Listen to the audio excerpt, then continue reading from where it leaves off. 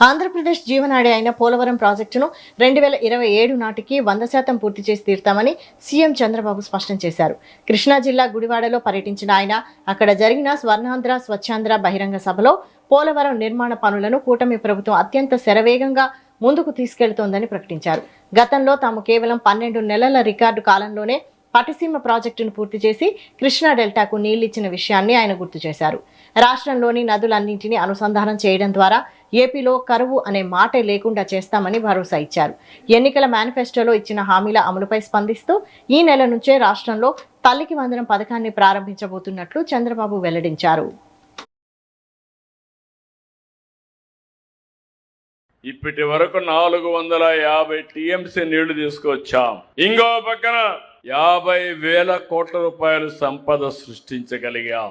ఆ రోజు నన్ను చాలా మంది విమర్శించారు, మీరు చేయడానికి వీల్లేదన్నారు. నేను ఒకటే చెప్పాను, ఎవరు ఎన్ని విధాలు అడ్డుపడినా కృష్ణా డెల్టాను కాపాడుతా, పట్టిసీమ పూర్తి చేస్తానని పట్టుదలతో పూర్తి చేసి మిమ్మల్ని కాపాడుకున్నాం.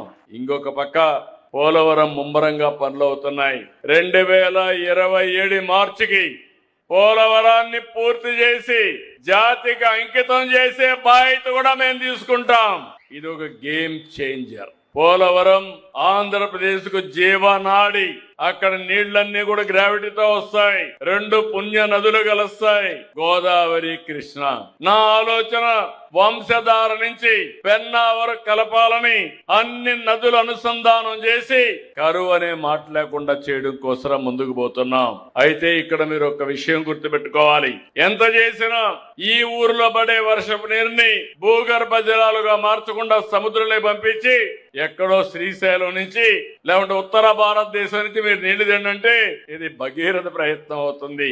ఎక్కడికక్కడ భూగర్భ జలాలు పెంచాలి. 3 మీటర్లు 8 మీటర్లో ఉండాలి. ఆ నీళ్లే మనం వాడుకోవాలి. కరువు లేకుండా దూరదృష్టితో నదులు అనుసంధానం చేసుకుంటే ఇబ్బంది ఉండదు. ఈ రోజు గాని మనం గాని ఇది చేయకపోయింటే ఇక్కడ రొయ్యల ఉత్పత్తి లేదు. ఆ విషయం మీరు గుర్తుపెట్టుకోవాలి. మంచి నీళ్లు వచ్చాయి, రొయ్యల ఉత్పత్తి కూడా బాగా పెరిగే పరిస్థితికి వచ్చింది. ఇప్పుడే రాము గారు చెప్పిన 48% జిఎస్డిపి కాంట్రిబ్యూషన్ రొయ్యల ద్వారా వచ్చిందంటే అది ఇక్కడ ప్రత్యేకత అని చెప్పి కూడా నేను మీకు తెలియజేస్తున్నా.